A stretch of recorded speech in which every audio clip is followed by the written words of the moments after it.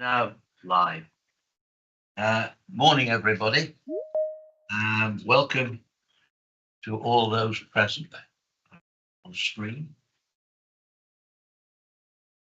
First item is apologies for absence, notification of substitutes. We don't appear to have any policy, any absentees anyway. But we are pleased to note that Councillor Sherrington is sitting in on this committee, but of course he won't be able to vote and will not speak unless I specifically ask him for his advice. Well, he shows me that he wishes to give us his advice. Disclosable pecuniary interest. Members are reminded that they must declare their disclosable pecuniary interest. Are there any disclosable pecuniary interest? There are none indicated. We now move to item 3, minutes of the previous meeting held on the 17th of July.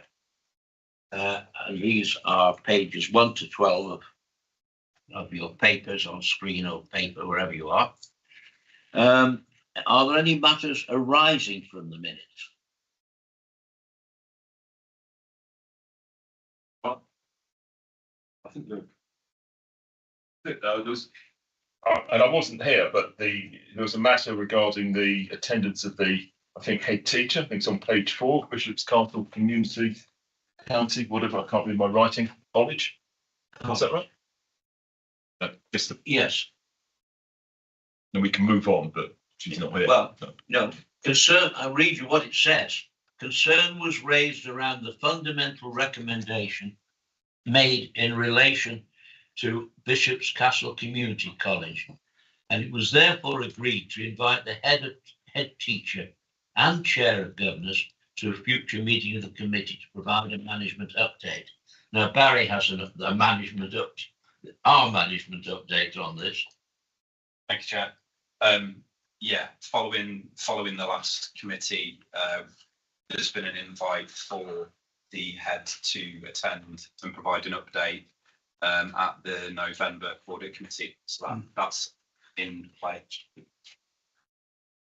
So there will be at the November committee. I think we should take considerable umbrage if they are not present. It must be made very clear to them. We expect them to be here at the November committee. Yeah, I've spoken to him directly.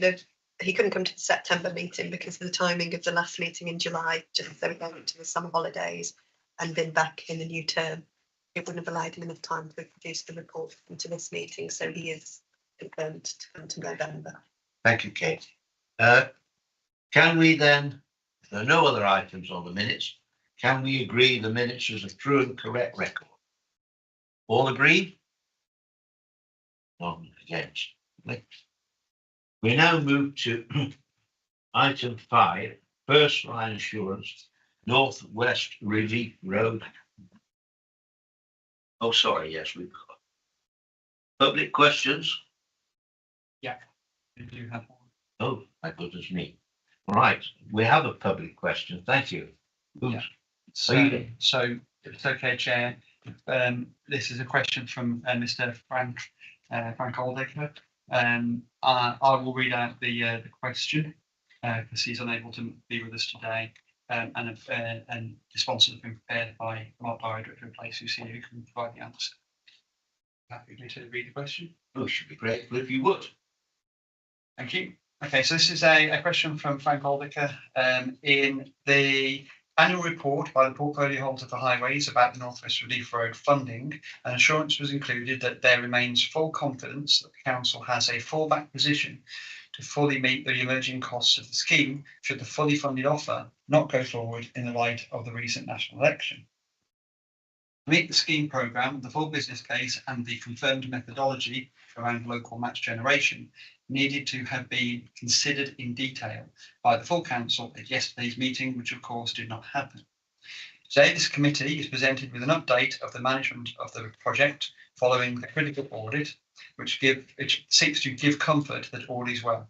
However, the reason that has been given for this latest delay is that it has been decided to complete Section 106 agreements first. This was never necessary before presenting the FBC and the funding plan to the council, and as the delay threatens the construction programme, risking further cost increases is extraordinary. Provide reassurance that the funding of this scheme is on a sound basis and is not a threat to the strategic financial position of the council, nor to other works that require SIL monies, and that the cost escalation allowed for is adequate. Will the committee please recommend that a thorough independent audit of the funding proposals is carried out? Mark, would you like to respond to that, please? Thank you, Chair. Yes, happy to do that. And actually, more of this will be in my response to the report that's later on the agenda. So to clarify, it remains a prerequisite from the Department of Transport, who will be receiving the completed full business case following council approval, that full planning permission is in place before submission. As such, the council must complete the 3 Section 106 agreements, and all parties concerned must agree in order for us to trigger that. The requirement was given to the project as part of the decision made by the Northern Planning Committee in February 2024. There is no additional impact on the scheme costs for this delay, as the programme being considered as part of the open market tender exercise currently allows a programme duration to accommodate this. As part of the FBC, the full local match funding approach for the project must be identified. This will require the approval of council also before the full business case is submitted. As part of the full business case preparation, the council can confirm that the local funding mechanism that will be outlined will not impact or limit its current agreed programme of delivery around other prioritised strategic projects. The project would welcome the ongoing involvement of the Audit Committee in the future stages of delivery of this key project, and will fully engage as required to give both members and the public confidence that the scheme is being progressed in full accordance with the Council's financial management rule. Thank you, Chairman. Thank you, Mark. Do we then convey that answer to do we write to him and convey Mark's answer to Mr. Hard? As I understand it, that response will now go in with the either in the minutes or in the on the website as a result of that. I will check if it actually goes back in the interview. Okay, thank you very much indeed. That's the only public question. Right. Are there any members? Nigel. Chair, just my understanding on that is we've been asked a question at the end there as to whether we should have an audit. I'm not sure necessarily Mr. Barrows is the one that should be answering that, because he's asked a question of the committee. Well, I think we've got a constant audit with North West Relief, hence the report before us today. I'm not sure what more we can do to audit the North West Relief Road. I don't know whether the audit manager would have a comment to make on that. Obviously, we will be planning a follow-up audit. I think we've got to agree the timing with Mark, but we're looking at between January and March at the timescale at the moment. The scope of that would be the same as the audit we did before, so it touches on finance, but it's not an exclusive audit of the funding arrangements. But that would be one of the considerations as part of those board meetings where they're discussing finance and how the project is financed, not into the detail of all the arrangements with the DFT. Right. So what you are saying is that we are constantly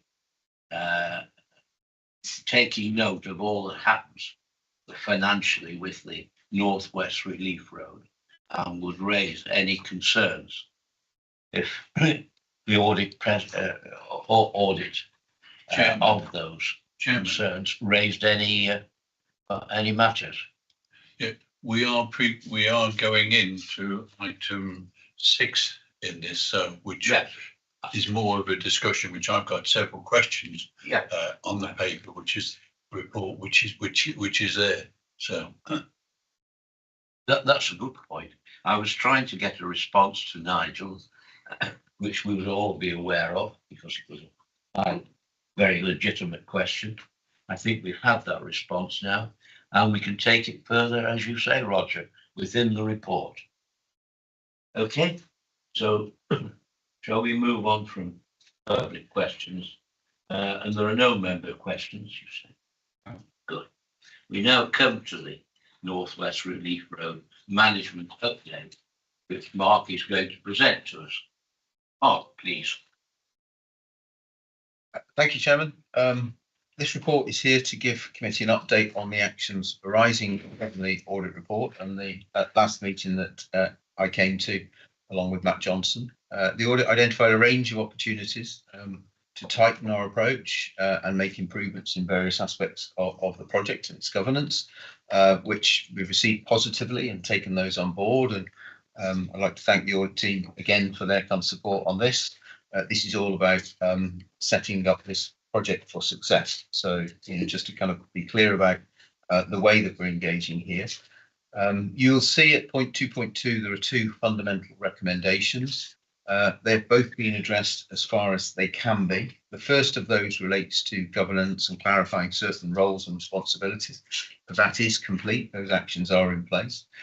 The second related in part to updating council delegations and current levels of financial approvals, which was actioned via the report to full council on the 29th of February.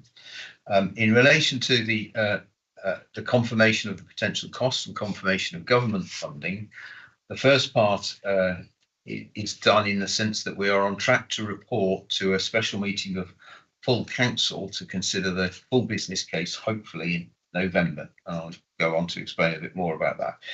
In relation to any potential higher level financial risks to the council, we have met since I was here with committee on a number of occasions with DFT and on a number of occasions since the election.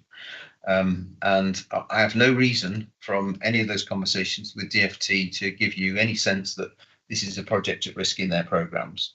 They're saying to us that this continues to be a large local major funded programme within their projects, which is not affected by any of the reviews that we hear about in the press. So in summary, Mr. Chairman, the governance along with the financial reporting has been strengthened. The project is currently operating well within its financial headroom as agreed by full council. The system of oversight within the team in terms of oversight financial commitments has been reviewed, and an authorisation and monitoring process in place that gives full openness to those issues that were raised in relation to the confirm system. So we've now addressed that. I should also clarify here that for those members that don't know, that Tracy Dart actually leaves the council at the end of this month. So in terms of management responsibility for the project, Andy Wild is now the lead assistant director for that. And Andy is taking on board a range of kind of new levels of oversight that you would expect. And Andy is the overall manager of the confirmed system. So all of that has been kind of woven together so that Andy is now a central part of that governance on anything that's committed on the confirmed system. And any orders of a significant size that were above Matt Johnson's level will be committed by Andy with the support of the commercial manager within the project. So we've got multiple layers of governance in there in that confirmed system sense. What that also means, though, with Tracy's departure is that in terms of the firewall that has existed between planning and those promoting the project, that remains in place. Andy is kind of positioned in the promoter side of this, and the planning stroke development control function now sits with Rachel Robinson, who's the Executive Director of Health and Wellbeing. So we've actually got a directorate split now between planning and the promotion and delivery of this project. So I see that as further strengthening this governance too.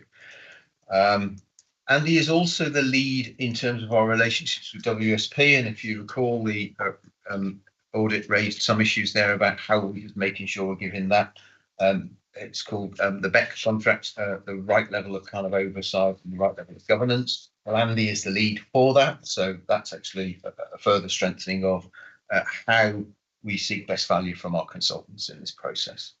And is in the process of looking at a range of opportunities around that too, across the wider contract with WSP. I think that's also a positive development just to make you aware of. In terms of transparency and public interest, you'll note also that so all of the meeting notes, all of the papers that relate to the projects are recorded within a SharePoint site that key project members from various departments of the council have full access to, and Barry and his team have access to, so there's full visibility. What we're looking to do, though, is publish as much as we can publicly during October, because there is a great deal of interest in this project. We do get quite a lot of freedom of information requests. We do get a lot of questions at full council. So what we're hoping to do is let people self-serve on as much of that information, obviously redacting commercial bits where we need to, but then be full of open and transparent. And that hopefully will just provide some wider reassurance to members of the community too. But it also kind of think really helps in terms of the full transparency that we're looking for, that the audit highlighted. So that's on place. So the team are currently evaluating the final tender submission from tenderers, and the programme is we hope to complete that progress on the 25th of October. And that is the fundamental kind of driver then in the cost sense for what was contained within the full business case. And just to complete the list of issues as they appeared, the last risk log that I looked at, that we look at as a board, as a summary of, but the full risk register has got over 267 risks on it that have either been managed or are currently being managed. So there is, a full and detailed traffic light kind of risk management report that is being managed around this project. So just to complete that. So by way of summary, we're on track for completion of the procurement by the end of October. Those construction costs will then feed into the full business case. The good progress is being made in response to discharging the planning commissions, and we're very close, we feel, to agreeing those. Good progress is being made in relation to reaching and formalising the legal agreements with the landowners for the Section 106. Those two items are prerequisites for the planning decision notice being issued. So with the tenders complete, the development of the full business case and the receipt of the planning decision notice will then be in a position to go to full council to make a recommendation for submission to the Department of Transport. We're aiming for that process at the moment to take place during November.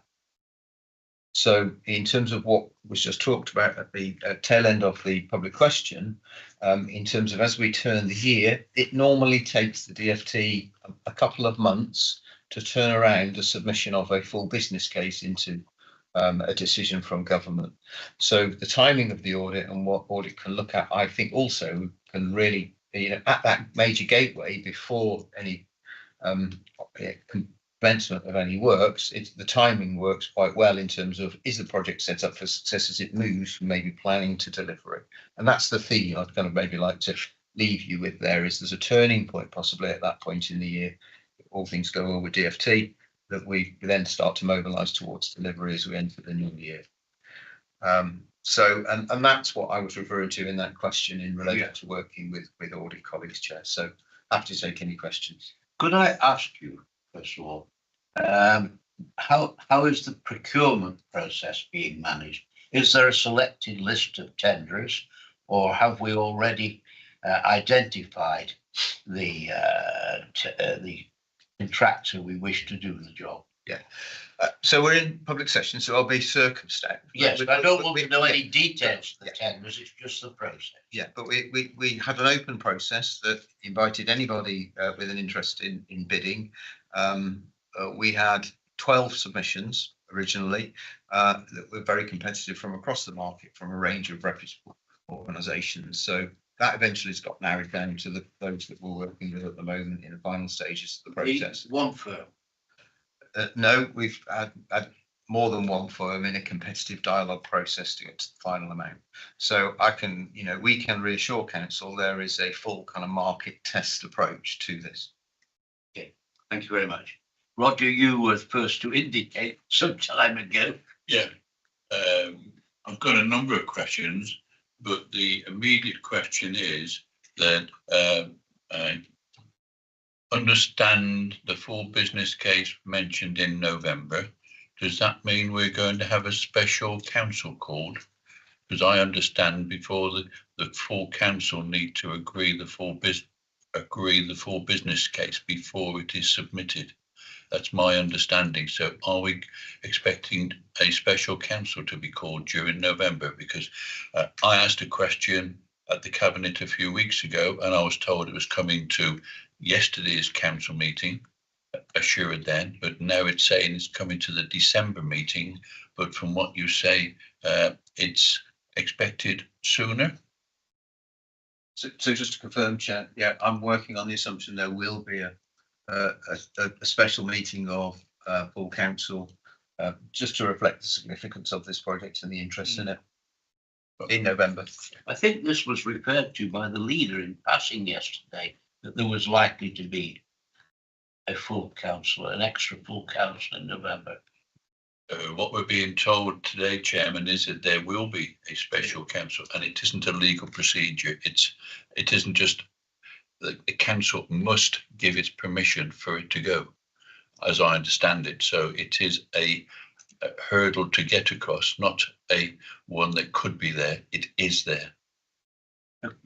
We'll move on. So, I'll go through Roger's questions. Yeah. Thank you. Who is the capital finance partner? It's referred to in it all the way through. Is this PwC or is it some other? So to be clear, the capital finance business partner is a member of James's team called Donna Payne. Perhaps I should have also added, in terms of further strengthening governance, we're inviting James to join the executive steering group for this as well, just to give that kind of section 151 discipline to this. You know, and being open, Roger, this is the biggest, probably most expensive contract this council will have ever done. It's right that we have the highest level of kind of engagement. So behind Donna Payne, there are other members of the team, but it's internal finance capital people. I can, Chairman. One of the concerns is that members have continually been refused any information on up-to-date finances for the North West Relief Road. However, we are aware that some of us, of what some of the discussions have been had with the DFT. We're also aware of the contract procurement notice, which went out 3 months ago, which had a value of £100 million in it. Now, as far as members are concerned, the only information we have is that it is going to cost 80-something million pound, with £50 million from government coming in. The previous government transport minister made some public statements, but as far as I understand, nothing has been forthcoming officially from government, assuring us that of the information that the previous transport minister said. So it was just a verbal statement that was made.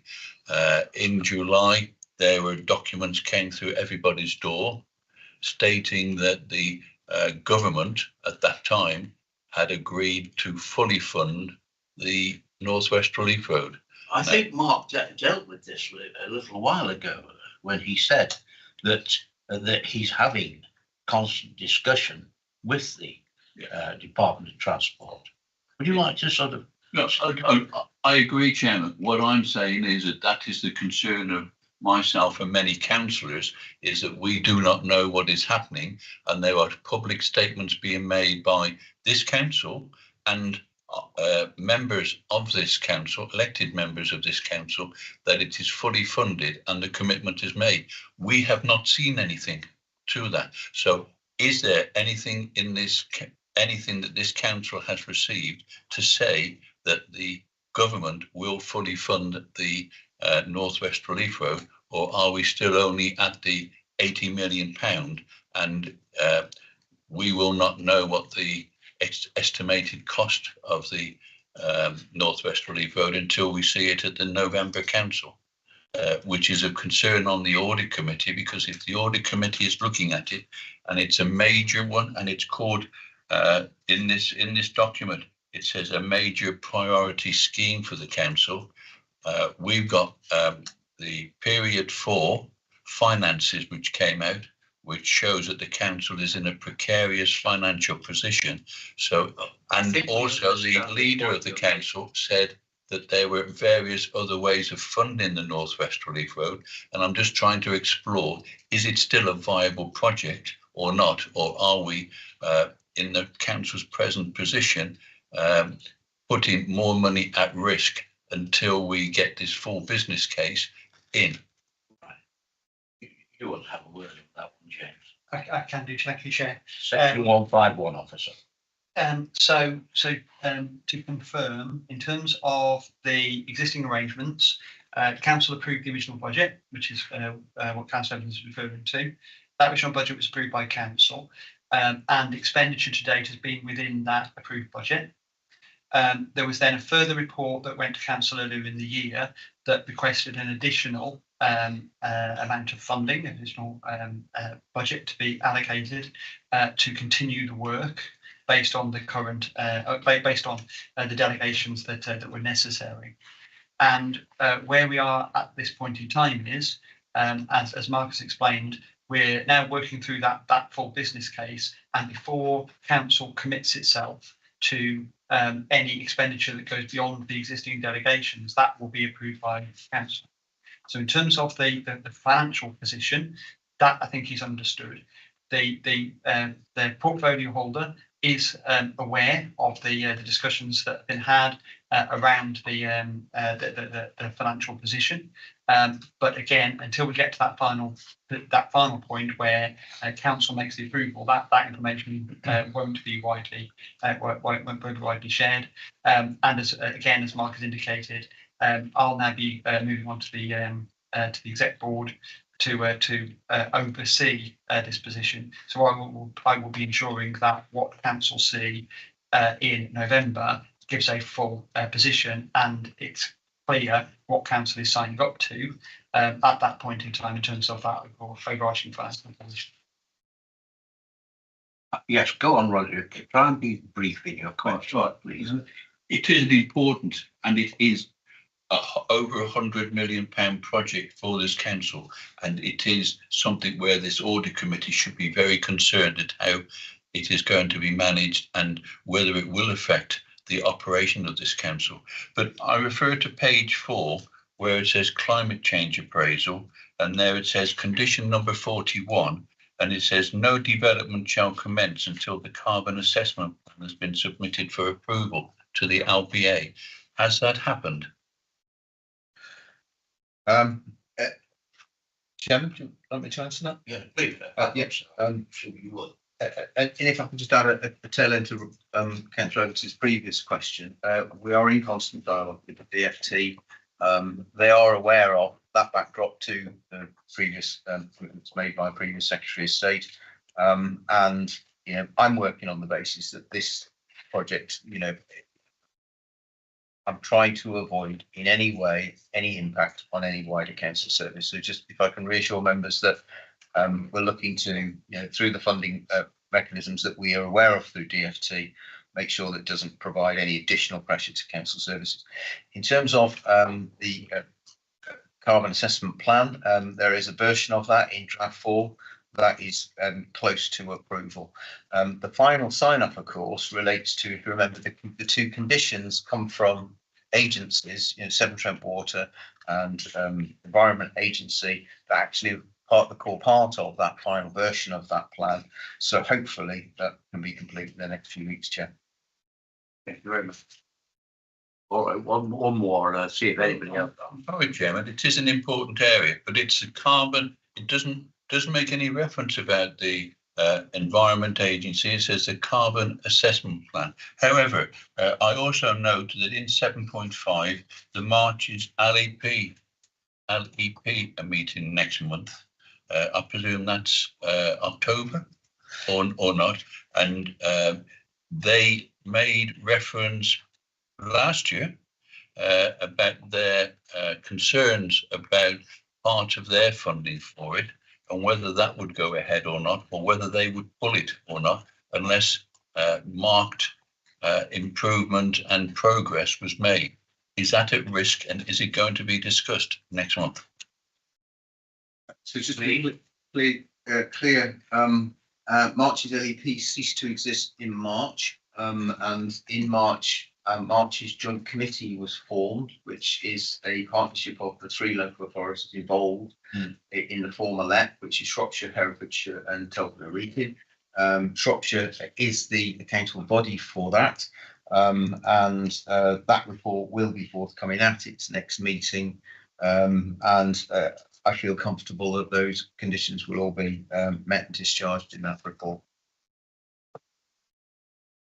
Yes, Kate. Chair, can I'll let you carry on, but No, it was no. something I just wanted to ask Mark about something you just commented on, which is we're still waiting for Severn Trent Water and the Environment Agency to come back to you on their conditions.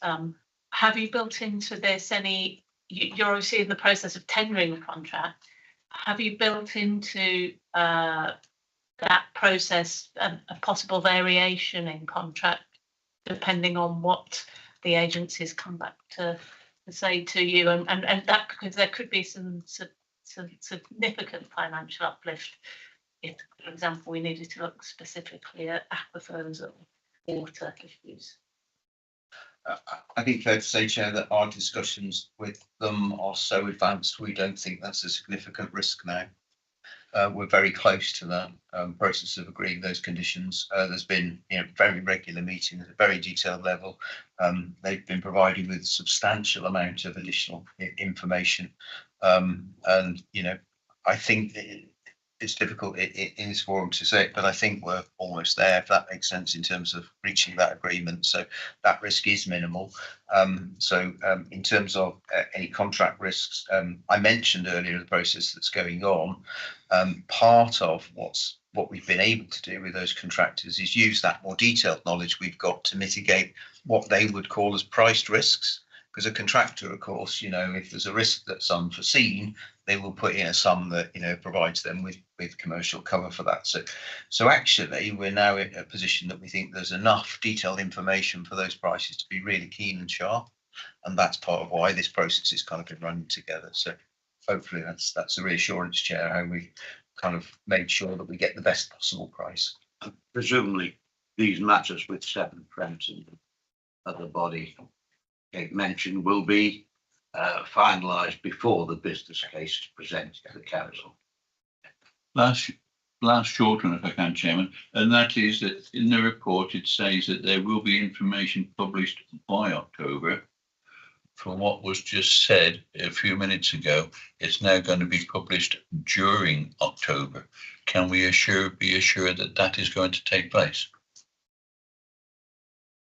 Yes, Chair, it's a commitment. We're close to doing it. I think there is no there's no deviation from that, Roger. As soon as we can, we will be publishing it in the public domain. Just to be clear, Chair, it's not grabbing the information and publishing it that's the issue. It's reviewing it all for commercial redactions that takes the time. Yes, well, difficult. If I can, Chairman, then members can keep secrets, and we do have confidential information at times which are commercially sensitive. So I would hope that doesn't hold it up too long. I haven't got the same confidence that members keep secrets as you have. There always appear to be leaks in confidential information when it's supposed to be kept within the council. Right, Kate. Thank you, Chair. I have a couple of questions on the report, partly for the audit committee, but partly for the audit committee, but also partly for Mark Barrow as well. One was I'm a newish member. I'm not going to be able to milk this for much longer, so I'll try not to after today.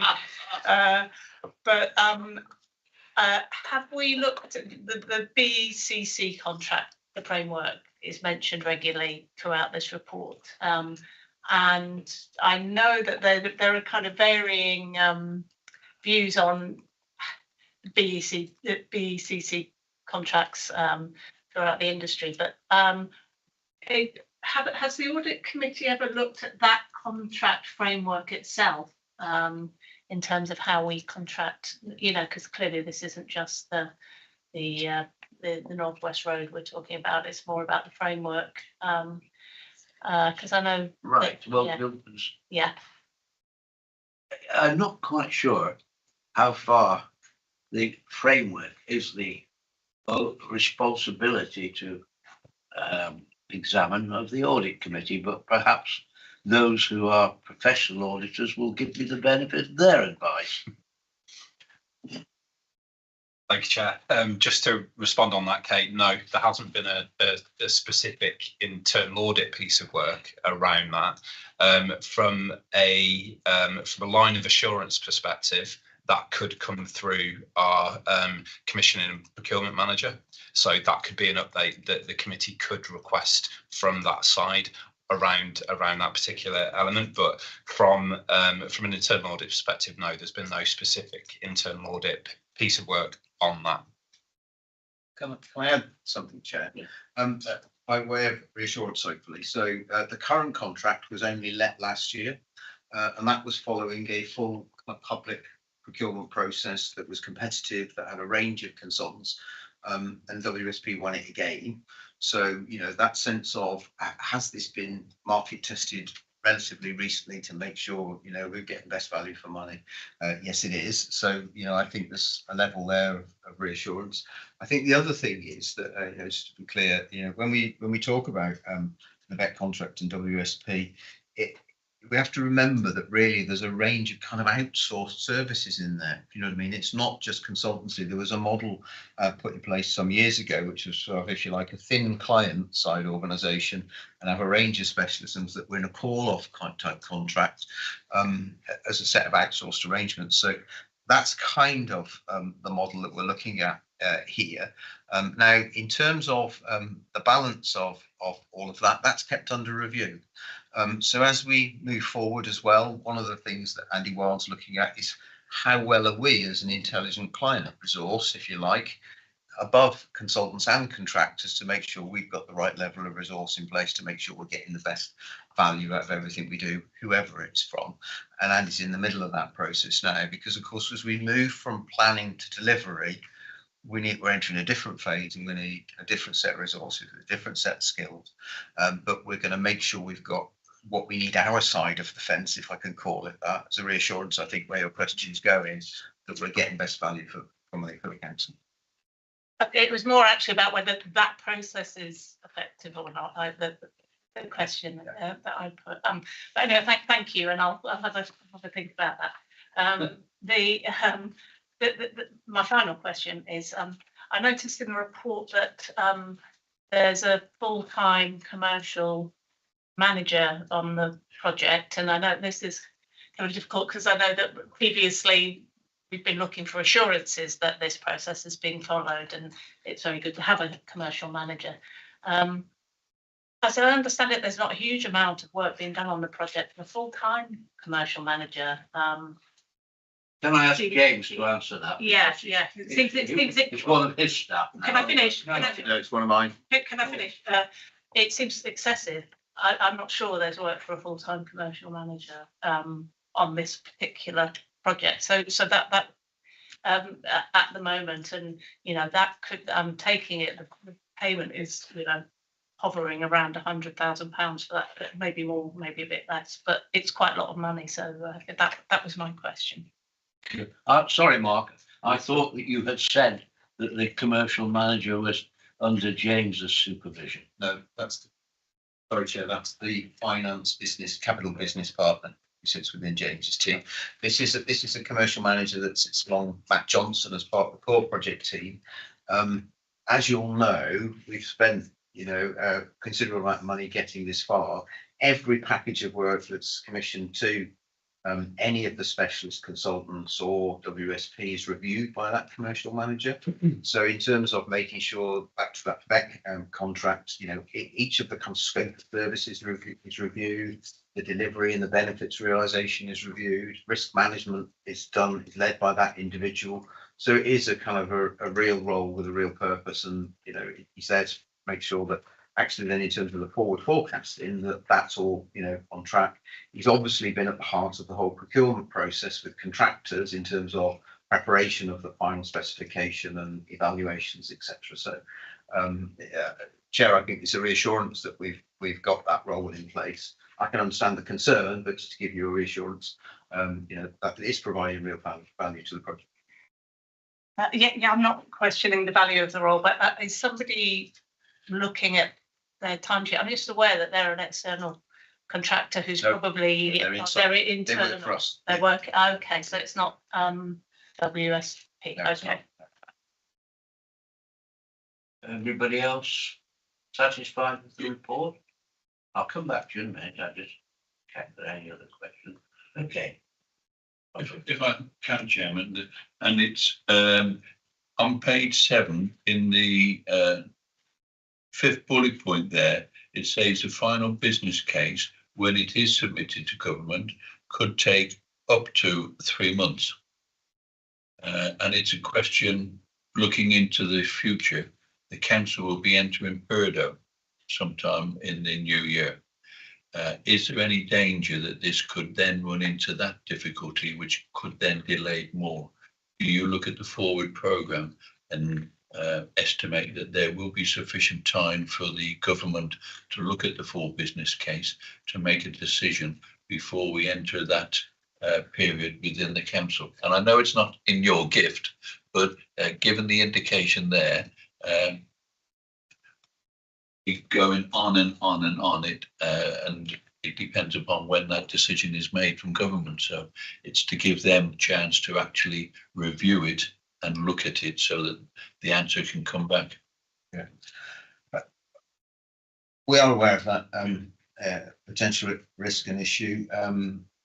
The reassurance we've got is we've been providing DfT with information as this project proceeds. There's full visibility for them in terms of where we are at any point in time, what money's been spent today on what items. Now, the shortest turnaround could be 6 weeks. Who knows what the longest might be. They're not flagging any significant concerns in any kind of technical sense at the moment, and they're not. And we're due to meet with them face to face in the next few weeks, actually. So this won't hit them cold, Chair. In other words, so hopefully it hits them with the ground running. They've got visibility on what's happening in terms of procurement. They've got visibility of what's happening in terms of planning as well. There's a monitoring process in place for the money that we're spending already that is from DfT. So hopefully we'll be able to mitigate and manage that risk, but we are aware of it, Chair. Well, to a certain extent, it is out of our hands. If the DfT, it will be with the DfT, and hopefully they will be able to approve it within a matter of weeks rather than a matter of months. You have to leave it to them. You will be stressing how much we want to get on with this job. Well, we've had a pretty full discussion on that. Now we note Mark Barrow, Director of Place,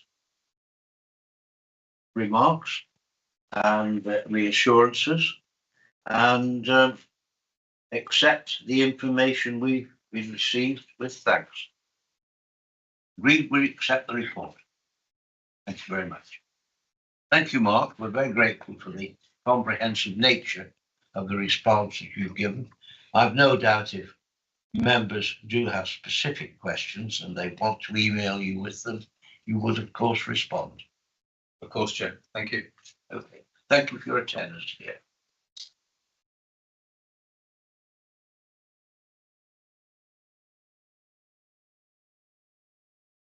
Go to item 7 now, strategic risk update. And you're introduced. You're not Sam Williams today. Not. Says Sam Williams, right? Okay. Thank you, Chair. Yes, to confirm, I'm not Sam Williams. Sam did author the report. Obviously, this report normally comes and is presented by Jane Cooper, but she has recently left the authority, and so in future should Audit Committee wish to continue to have these regular reports, they will either be presented by myself or Sam Williams, or the risk team will now be reporting through to Sam Collins Lafferty within Sam Williams's team. So that is another option in terms of reporting this going forward. So this report sets out the review of the council's strategic risks that was completed, the biannual review that was completed in June 2024. So Jane came here previously and reported on where we were up to that point. This is now the latest review that we have.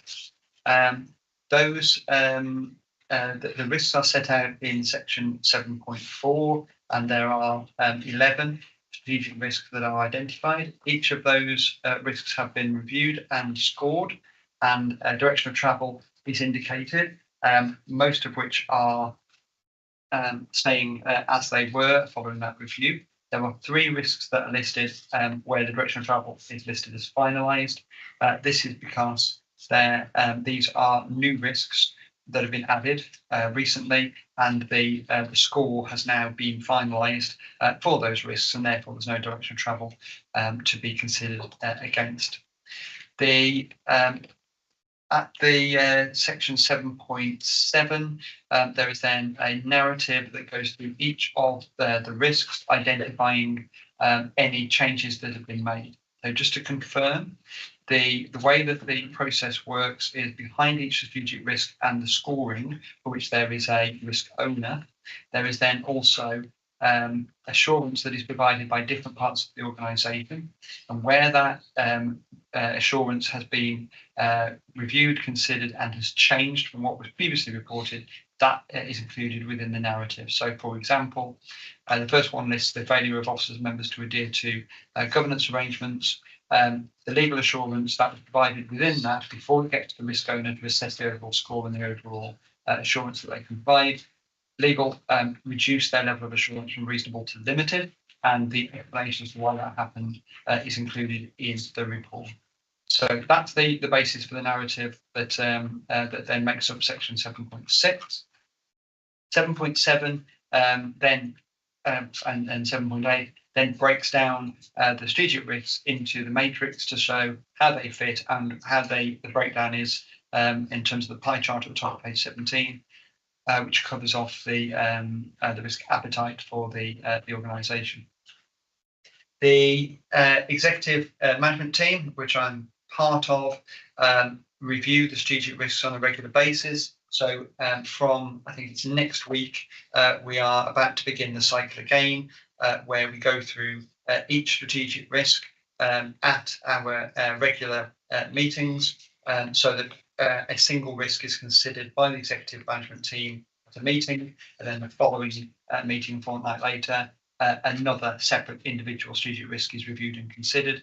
That allows a sort of cross organisational view of those risks to be considered, and as necessary, the risk framework is then updated on the back of that in terms of additional controls, or potentially even a change to the risk scoring as a result of that. So section 9 just sets out the conclusions that the changes to the strategic risk profile are set out. At any point in time, Audit Committee may wish to ask any of the risk owners, which are the executive directors that are listed in the table, to come along and discuss any of those risks that they have that they wish to. And as it's planned at the moment, the next report will come back in December. So happy to take any questions, Jim. Any comments on the report? Yes, please, Sam.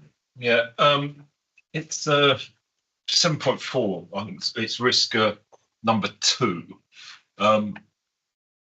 which, if I can just find it, failure to proactively manage and mitigate the health and well-being of the staff. Yes, thank you. James, and if I think L means the likelihood of that happening, and it's high.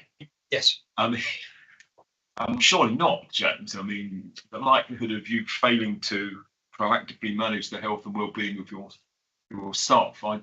It just seemed, I just concerned that we are over egging the risk here. I mean, obviously it is a risk if people all go sick, we have a problem. But a likelihood of 5, it seems a bit harsh on yourself. So, if I may, Chair. So you're absolutely right. That first column represents the likelihood based on our risk score. If a risk is being realised, in other words, if things are happening at this point in time, then it automatically gets listed as a 5. So the only justification around removing that would be, so looking across the organisation, we are looking at things like, is there levels of sickness above our tolerance level, and where there is, what are those related to? And what we know is that stress and associated conditions with that are at the highest, or one of the highest across the organisation in terms of staff sickness. So from that point of view, we've concluded therefore that from a health and wellbeing point of view, people are suffering from those sorts of conditions, and therefore we have to reflect it as a strategic risk. If it was happening in certain particular services, then that would be picked up as part of the operational risk.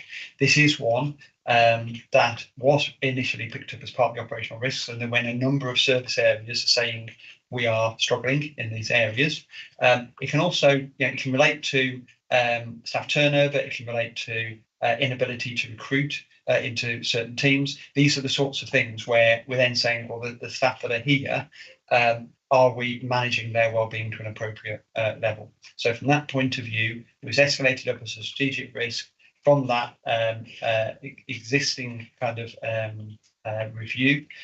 We believe it's still not something that we are on top of, that we are not seeing that reduction that we would expect to see to be able to drop that likelihood down.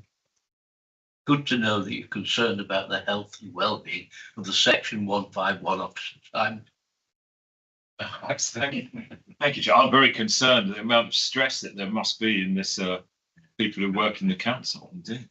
Thank you. Any other matters? Yes, Jim. Yes, Brian, I just had a quick question about the safeguarding of children and why that was returned to the strategic risk register, and was that related to the audit findings that we're going to talk about in the next agenda point? So, through you, Chair, the safeguarding risk for children, there was also one for adults, and part of the review that was undertaken, I think it was about 12 months ago, probably a bit longer than that, actually 18 months ago. We looked at the controls that were in place around safeguarding of adults and children's, and we asked ourselves the question, were the things that were in place at that point in time sufficient, such that it was now not something that the organisation needed to manage, and instead was something that would be effectively an operational risk and would be managed within the service area. We then had, as committee will be aware of, there was a targeted Ofsted report, and on the back of that, a Children's Improvement Board was set up with the approval of Council. On the back of that Children's Improvement Board being set up, it was felt that therefore, because that was a cross-party group of members, but also officers from across the organisation would feed into that Children's Improvement Board, it was felt that therefore it needed to be recognised as a strategic risk of the organisation, because now it had stepped beyond just being managed within the service based on the information that was held at that point in time. So ironically, it had only been removed for a matter of months before it was then brought back on. In hindsight, we would have left it on for those extra few months. Okay, Jim. Thank you. Yeah, Roger. Thank you, Chairman. Couple of questions. However, first of all, in 7.4, I noticed and I'm picking up the inability to gain overall committed expenditure mainly in that one there. In other places, it said that the wage increases for staff may be above the projection where it is in the present one, which is 2.5%. My understanding is every 1% would roughly equal an extra £1 million cost to the council. and I see the likelihood there is 3 still to give a 15 score, and there is the A by the side of it. I'm not sure if that's a misprint or not. So is that still there at 15, or considering the recent media comments about wage levels, and I know government will be saying something later in October about finances, but is that still a reasonable score at 15, or should it be higher?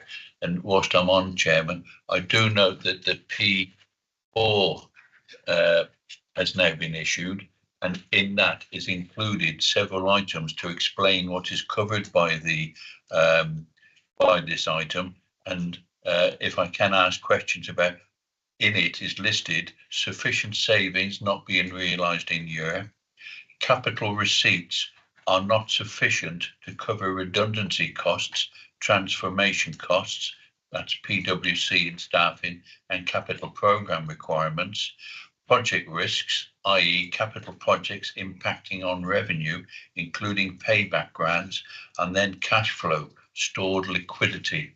As I understand it, there was a period in the not too distant past when, for short term, liquidity of cash was a problem, and short term processes had to be put in place. So is that still 15, or do you consider it now should now be higher? Chair. Okay, so to be clear, the scoring of 3, 5, 15 was based on the review in June. So that was undertaken in June. At that point in time, we didn't have the period 3 monitor, for example, and we were working through the period 2. So it was very, very early in the financial year. The reasoning for the scoring being a likelihood of 3 and an impact of 5 is because at that point it was literally only a couple of months since council has actually set the budget. So the scoring prior to that had been much higher in terms of until the budget had been set. Until we'd had the settlement, we'd understood what council tax referendum limits would be, and therefore we could set the budget, and we'd understood what the implications were in terms of the savings proposals. The likelihood was higher than a 3 because we hadn't got a budget in place for the 24-25 financial year. So once that budget was set, pretty much automatically the likelihood then falls because we've got a budget and we've got a plan. So where we now are is, as we're working through the 24-25 financial year, as correctly asserted, below that risk, that headline strategic risk, we've broken that down into 7 then themes below that, of which a number were just quoted. The 7 themes are relating to financial risk, and there are 3 non-financial risks elements as well that feed into that overall strategic risk. So those are being assessed on a regular basis, at a minimum on a monthly basis at the moment, and those form the basis of the reporting that goes through the period 3, period 4, and will be shortly in the period 5 report that we're going to cabinet on the 16th of October. So what was read out was the title of the risk theme within that area. It is not saying that those are being realised, to be clear. So when it talks about the inability or insufficient capital receipts being delivered, that is absolutely a risk. However, as members will be aware, council approved yesterday the proposal to go forward with income strip, and that was one of the key components in helping to manage that risk. So at this point in time, had council not approved that report, then that theme would have increased, and the likelihood would therefore fed through in terms of that risk. So that hasn't happened because council did approve it, but it's just to explain the way the process is working.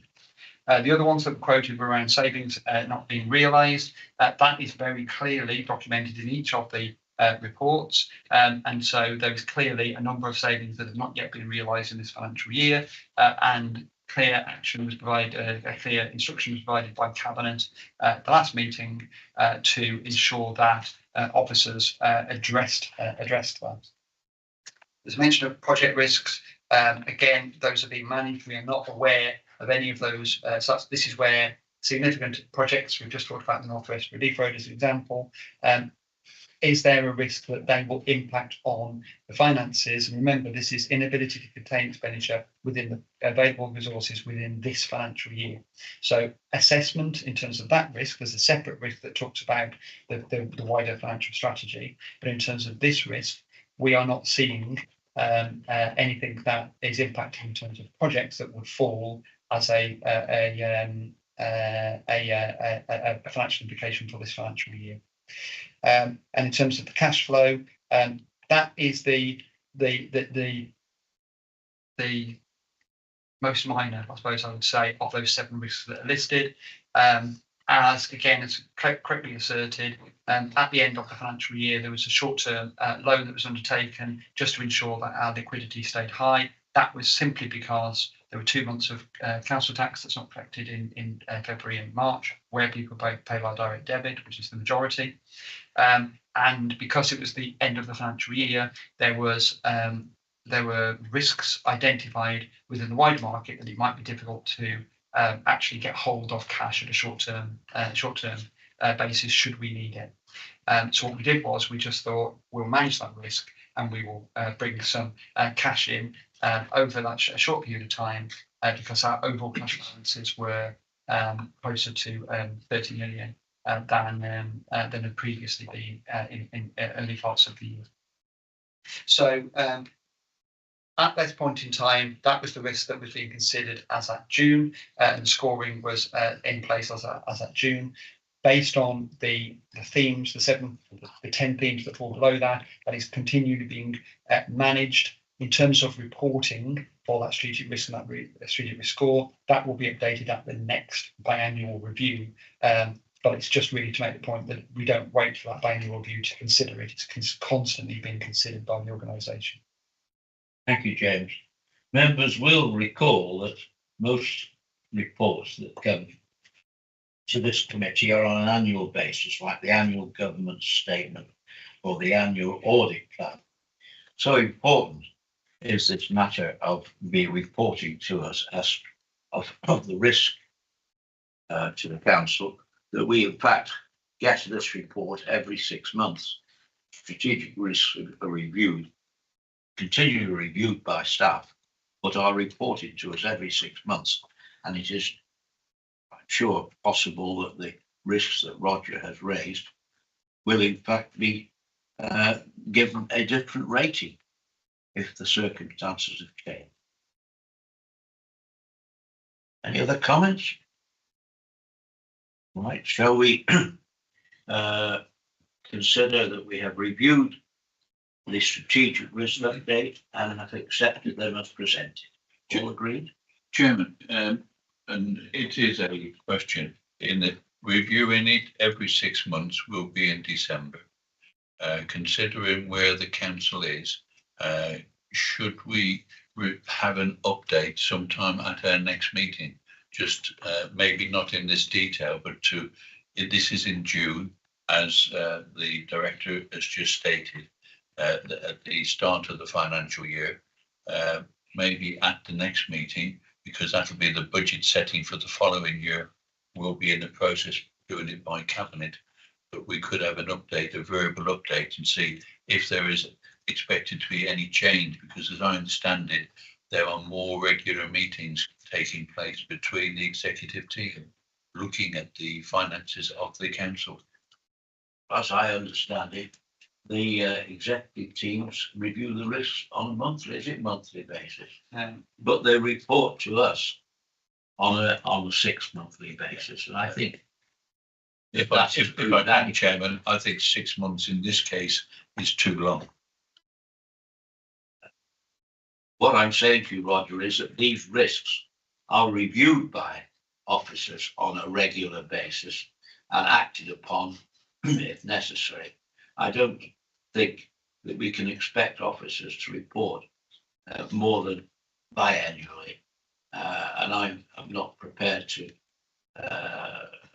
ask for that report to come to us more frequently. We will see the next risk assessment at our January meeting. All in favour of the report? I'm voting against it, Chairman, All right, on that basis. thank you. That's is carried. We now move on to item 8. Third line assurance, internal audit performance report. And Barry is going to present this to us. Thank you, Chair. Thank you, Chair. This report summarises internal audits work for 2024-25 to date. Delivery is in line with previous years at this point in the financial year. At this stage, given the limited data that's available to us, it's difficult to look for or rely on any patterns that are appearing within the internal audit works that are being undertaken. So there's no strong pattern or areas that are attracting lower assurance levels that I'd like to draw your attention to. So that will obviously develop through the financial year. In the period up to the 25th of August 2024, 20 final audit reports have been issued providing a good or reasonable level of assurance, which accounts for 83% of the opinions delivered in the period. That's compared to a previous outturn at 60%. This is offset by a corresponding decrease in the number of limited and unsatisfactory assurance opinions, currently at 17% for the period, compared to the previous outturn of 40%. But obviously, we're at a point in the financial year where that could change significantly. I'd like to draw members' attention to the fact that we do have 9 draft reports out awaiting management responses, which will be included within the next performance report. And of those, there are 6 limited and 2 unsatisfactory assurance levels. We're waiting for management responses on before the reports are finalised. So they'll be reported to committee as soon as they are available. So across the period, a total of 131 recommendations have been made in the 24 final internal audit reports issued. These are broken down by service area at paragraph 8.9 in the report, and there are no fundamental recommendations made that we need to report within this period. So there's some revisions to the 2024-25 internal audit plan, which is a total of 1,347 days.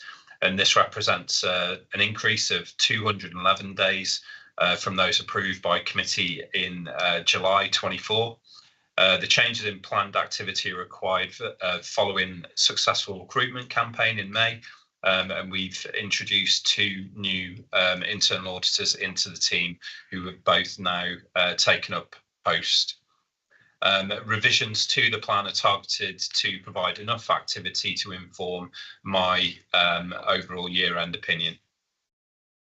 So the additional days that we've identified, the 211 that I've just referred to, will be held in an unplanned contingency and allocated on a needs basis throughout the remainder of the 24-25 financial year. That allows us to have that flexibility to respond to the changing risk environment that the council operating in at the moment. So would also like to draw members' attention to the pressures within the organisation to address the immediate critical issues around the financial sustainability. These have resulted in competing priorities across the organisation. Every single service area has seen these pressures. It's therefore difficult for audits to get underway, be completed in a timely manner, as service areas are needed to identify those savings, participate in transformation project work, so that there is an impact from an internal audit delivery perspective in that manner. At this stage, it's not clear how that will impact on the overall opinion at the end of 24-25. However, myself and Katie are doing all that we can to ensure that that impact is as limited as possible. And I'll invite any questions. Can I say, Barry, that the pressures you're talking about are set out very clearly in para 8.4 on page 22. And we have to sympathise with audit staff, in that I'm sure they are sometimes considered something of a nuisance to senior management or certain senior managers of different functions. And I'm a bit concerned that the audit function is not taken quite so serious enough by certain managers. And if there is any, if you find at any time any considerable concern that your auditing is being obstructed, we would of course wish you and James to bring the audit committee's attention to this. Or you can be reassured that the audit committee would take any failure to cooperate by seeing any management very, very seriously indeed. Thank you, Chair. Questions? Yes, Kate. Yeah, just a quick question. Very good to see that you've managed to recruit to the audit team. It's nice to see increased level of auditing, hopefully following that. I was interested, page 9, there seems to be an improvement in assurance levels despite the difficulties you've just explained. And I was just interested in your views as to why that might have happened. Why that might be. Yeah, I alluded to it in my intro. Given the small number of audits that have been issued in final to date, obviously it's really difficult to look at any patterns with any meaningful insight at this point in time. The final reports that have been issued obviously do indicate that upward trend in the assurance opinions. However, that is caveated by the fact that we do have a number of internal audit reports out at draft at the moment that are a lower level of assurance, so those figures would skew. So that's why it's really important to look at the assurance opinions coming through. But obviously, as we build into the November audit committee meeting, you'll probably see a difference there. So yeah, and then it's how that then impacts over the coming months as we work up towards the end of the financial year. But it's obviously pleasing to see those positive assurances coming through. It is good when we're offering good assurance on service areas. So yeah, it's pleasing to know those. And it might just be that the really keen people have put theirs in quickly. Oh, cynicism, beyond belief. I do think, in fact, that this is a better news report. The direction of travel in terms of auditing across the council seems to be in an upward direction. And I look at the top half of page 12 of the report, which is page 30 of the overall papers, on a paragraph headed limited assurance. And it shows how effective internal audit is when all these matters have been satisfactorily dealt with as a result of recommendations that auditors make. Yes, Simon. Yeah, really, I want to congratulate you on getting, I think, ourselves back on track, because not so long ago we were concerned that there wasn't enough audit days around to make audit a properly functioning audit department. And if my maths serves me right, you've managed to get the number of audit days available up by 20%. And I just wanted to record that really in the minutes, because I mean, that was a genuine concern. And it seems that, and you always said it was going to be solved, and it does seem now that we've got there, which is a good news story. I've just got a query, and I may be misreading this. It's on page 30 again, the limited assurance around children's services. And it limited in 2015-16, and we're still looking at it in 23-24. I mean, it's a gap that took just a very best part of 10 years to fill. Or I know it's payments rather than the way children are looked after, so it's a payment process thing. But I mean, what's happened there? It's taken a very long time. Casey will pick that one up. And what we've done, Barry and I looked at the overall assurances and where those lower assurances were, and we slightly changed our approach to follow-up audits this year. So if we had enough resource, we would revisit every limited as well as every unsatisfactory audit in a really prompt timescale. What we have to do is target them. So we will always follow up an unsatisfactory audit or one with a fundamental recommendation in that following year, or when the recommendations become due. With the limited ones, we have to prioritise some of them, and obviously all of they're deemed important and they're high risk areas in some respects, but the level of payment was lower in that area than others. So it was one that we hadn't followed up more promptly. But picking up on Councillor Halliday's point, that why have we seen a slight improvement? If you look in the table sorry, I've just got to scroll back through the report, find which page it's on for you. The table that summarises all the audit activity that spreads over page 23 and 24. You'll note in there some of them have got follow-up. That's where we've changed that approach and gone in more promptly to follow up the limited. And that's where you've probably seen them go from limited to reasonable more promptly, which has given us this improvement in this quarter. But as Barry said, and Councillor Halliday alluded to, it is harder to agree the responses to a limited or unsatisfactory audit than someone who's got a good or reasonable assurance. Well, I think, again, that is a good news story, that you're picking up on something which obviously wasn't of the utmost fundamental priority, and yet you've gone back 8-9 years to check that it has been dealt with. It hasn't just drifted. Because I remember when I started here, that was always a concern over, well, you put the audit requirements or recommendations in, and well, whoever chases them up, and this is, it's good to see. So thank you for that. Yeah, I'm sure the staff will note your approval and gratitude for the support, Brian. Support you're giving. Right. Shall we accept the report? Note it with thanks. Agree? Okay. We now come to external audit. Item 9. Third line assurance, external audit progress report and sector. And I think we've got Mary.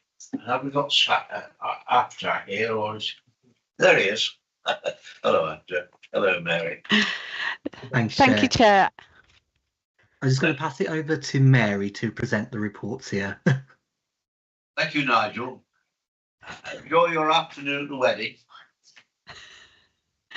Thank you, Chair. I'll take the report as well, but I will provide a brief summary in terms of the progress report and sector update. Firstly, in terms of the financial statements audit, so at this stage that there is a heavy traffic between the audit team and finance. I think that's fair to say.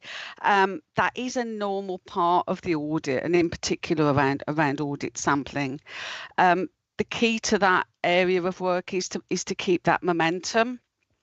So as within the report, for the areas mentioned where there had gone overdue in terms of receipt of evidence, there has been positive movement, and we're now working through those areas to share any further queries and follow up queries as quickly as possible with the council's finance team. So we do have a very positive relationship with the finance team, and we do work very closely with them in terms of audit delivery. We also have a very clear escalation procedure, and we do talk to senior officers should anything arise which could we need to work through and address as quickly as possible.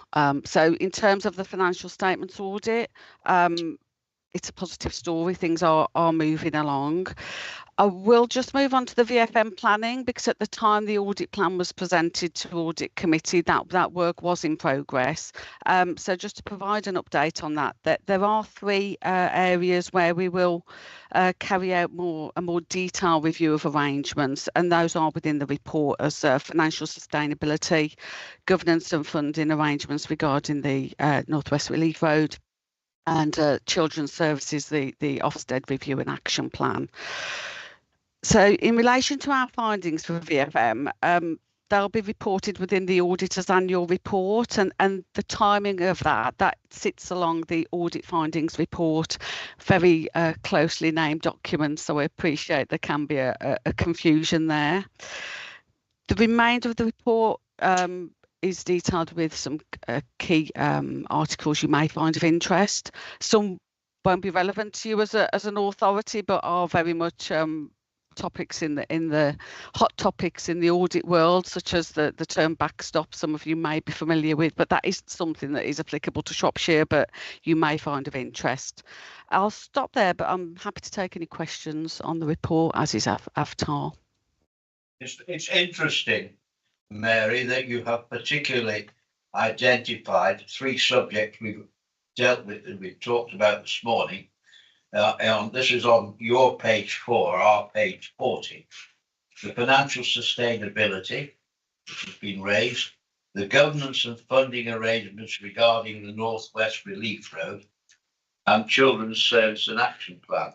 And the Audit Committee have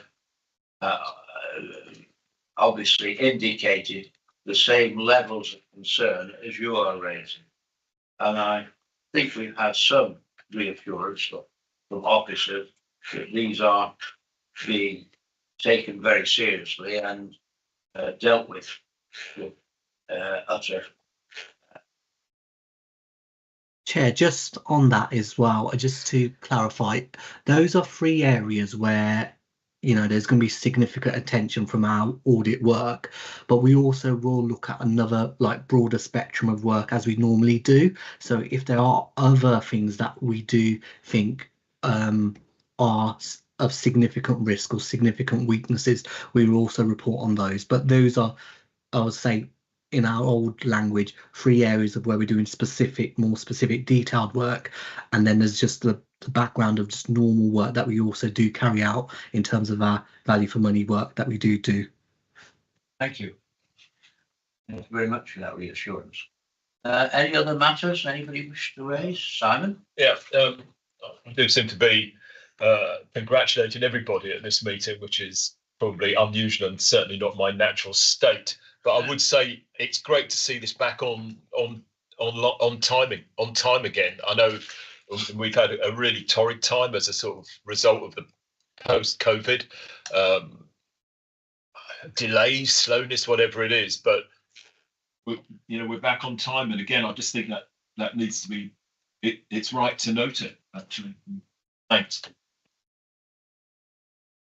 I note on page 43, page 7 of your report, that you're inviting key questions from audit committees from the checklist of success.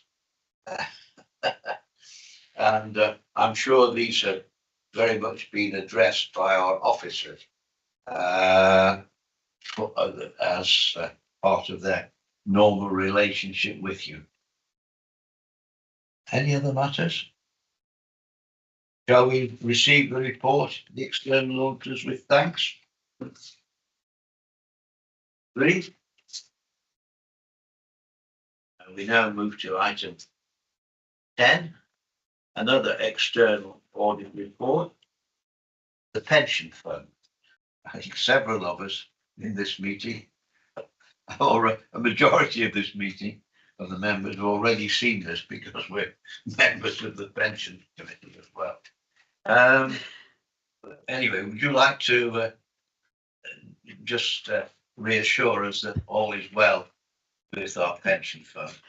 Yes, thank you, Chair, and apologies or congratulations if you are hearing it for the second time, but it really is just for information for this committee. So the work on the pension fund financial statements audit is now substantially complete, and the report here was presented to the pension committee on the 13th of September, and it was discussed in detail at that committee.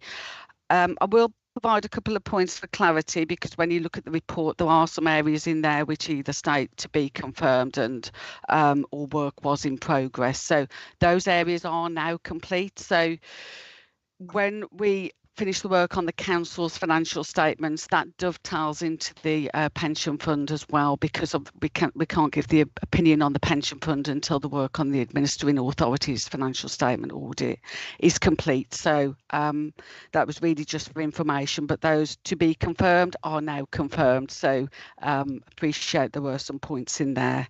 I'm happy to take any questions, but the report is really for information. report is before us. Any comments or questions? No. Shall we accept the report with thanks? Agreed? Good. That comes, well, thank you very much. I don't think you've any other input into the agenda, though you may wish to stay for the exempt matters. Date and time of next meeting, item 11, 28th of November at 10 a.m. That may well be held after our special meeting on the Northwest Relief Road and may give us some considerable food for thought.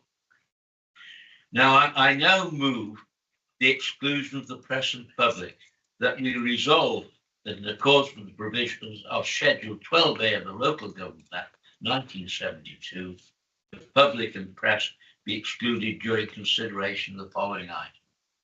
Is that agreed? There seems to be, you seem to be content in that matter. So we will now come off air, please, Michelle.